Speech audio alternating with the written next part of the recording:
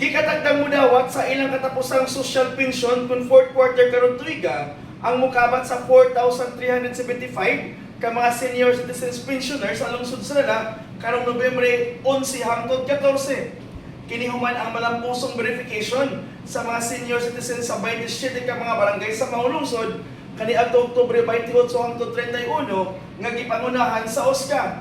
Sa kinatibuk-an, adunay 5,150 ka mga senior sa lungsod, apan 4,375 lang ang ilang na-verify o giandam na ang ilang mga requirements para sa ilang pagdawat sa ilang tag 3,000 nga social pension para sa last quarter karong tuiga. Nagpahimangno ang buhatan sa OSCA sa maong lungsod ngadto sa mga senior nga magkuha og national ID kay kini ang isa sa kinahanglan para ila makuha ang ilang pensyon.